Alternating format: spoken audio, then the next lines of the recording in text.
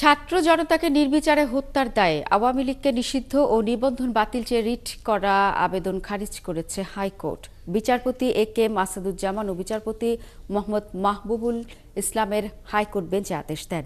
এর আগে গেল ২৭ আগস্ট বিচারপতি এ কে এম আসাদুজ্জামান ও মাহবুবুল ইসলামের বেঞ্চে আদেশের এই দিন ঠিক করা হয়। সেদিন রিটের শুনানিতে অ্যাটর্নি জেনারেল আদালতকে বলেন, রাজনৈতিক দল নিষিদ্ধ করার বিষয়ে অন্তর্বর্তী সরকারের কোনো সিদ্ধান্ত নেই। বিগত কর্তৃত্ববাদী সরকারের অন্যায় অবিচারের জন্য আইন ও আদালত রয়েছে। আওয়ামী লীগের যারা নেতাকর্মী রয়েছেন তারা দলের মতাদর্শ ধারণ করেন, এজন্য দল নিষিদ্ধ করার সুযোগ নেই। এর আগে আরও একবার শুনানি পেছানো হয়। গেল ১৯ আগস্ট আওয়ামী লীগকে নিষিদ্ধ চেয়ে এই রিট করা হয়। সে একই সঙ্গে যেসব প্রতিষ্ঠান শেখ হাসিনার নামে রয়েছে সেগুলিরও নাম পরিবর্তন চাওয়া হয় রিটে।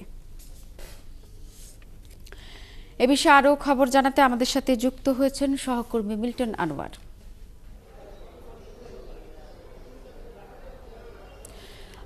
মিল্টন, আমরা জানি যে যেহেতু রিটটি খারিজ হয়ে গেছে, আপাতত আওয়ামী লীগের রাজনীতি করতেও বাধা নেই এবং দলটি নিষিদ্ধ হচ্ছে না, কিন্তু আমরা জানি যে আরেকটি বিষয় চাওয়া হয়েছিল যে শেখ হাসিনার নামে যেসব প্রতিষ্ঠানের নাম আছে সেটি বাতিল চাওয়া হয়েছিল। এ বিষয়ে আইনজীবীরা কি বলেছেন?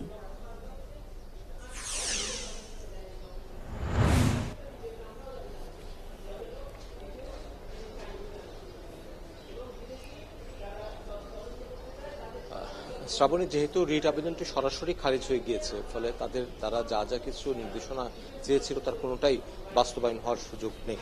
এবং আপনি যেমনটি বলছিলেন যে রিট আবেদনটি খারিজ হওয়ার কারণে আওয়ামী লীগের রাজনীতি করবার ক্ষেত্রে নিষেধাজ্ঞা, আওয়ামী লীগের রাজনীতি করবার ক্ষেত্রে কিন্তু ৫ অগস্টের পরে কোনো নিষেধাজ্ঞা কেউ আরোপ করেনি আইনগতভাবে বা কোনোভাবেই।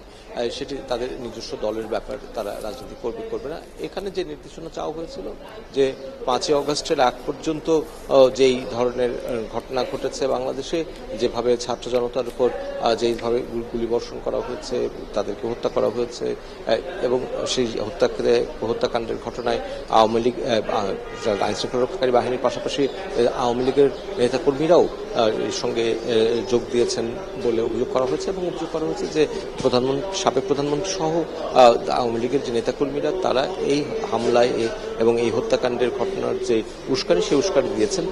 ফলে দল হিসেবে যেহেতু তারা ছাত্র জনতাকে হত্যার অংশ নিয়েছেন এবং উস্কানি দিয়েছেন, সে কারণে তাদের দল হিসেবে তাদের নিষিদ্ধ করবার এই নির্দেশনা চেয়ে রিট আবেদনটি করা হয়েছিল। এবং সেই সঙ্গে শেখ হাসিনার নামে যে ধরনের যত প্রতিষ্ঠান আছে সেগুলোর নাম পরিবর্তনের বা বাতিল করবার নির্দেশনা চাওয়া হয়েছিল। সরকারের মেয়াদ ৩ বছর করে দেওয়ার বিষয়ে এবং একই সঙ্গে বিদেশে পাচার হয়ে যাওয়া টাকা ফেরত আনার বিষয়ে। এবং যেহেতু রাষ্ট্রপক্ষ বলেছে যে তাদের এই সবগুলো বিষয়ের মধ্যে রাজনৈতিক দল নিষিদ্ধ করবার কোনো সিদ্ধান্ত সরকারের নেই, তারা এটি চান না, এটি সংবিধান বিরোধী বলে অ্যাটর্নি জেনারেল আদালতে বক্তব্য দিয়েছেন।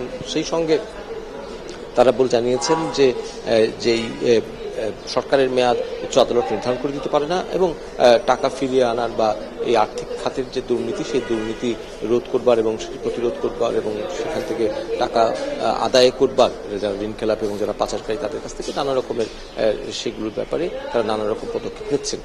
ফলে সরকার পক্ষ থেকে বা রাষ্ট্রপক্ষ থেকে এই রিট আবেদনটি পুরোপুরি খারিজ করবার আবেদন জানানো হয়। এবং এটিও বলা হয় যিনি রিট আবেদনটি করেছেন তার আসলে এই রিট আবেদনটি করবার এখতিয়ার নেই বা তার কোনো আইনগত কর্তৃত্ব নেই।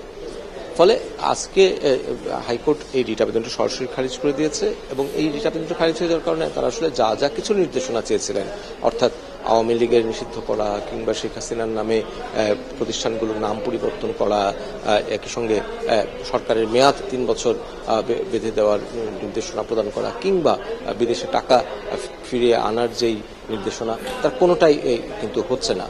ফলে তারা যা যা কিছু এই রিট আবেদনের মধ্য দিয়ে দাবি করেছিলেন তার কোনোটাই হচ্ছে না। মিল্টন আনোয়ার, আপনার কথা সূত্র ধরে বলতে চাই, আপনি স্পষ্ট করে বললেন যে যেহেতু আবেদনটা সরাসরি খারিজ হয়ে গেছে, তাই যে আওয়ামী লীগ নিষিদ্ধ হওয়ার পাশাপাশি অন্যান্য যেসব আবেদন করা ছিল সবই শেষ পর্যন্ত খারিজ। আপনাকে অসংখ্য ধন্যবাদ। দর্শক, আমাদের সহকর্মী মিল্টন আনোয়ার বলছিলেন আদালত পাড়া থেকে সবশেষ তথ্য নিয়ে।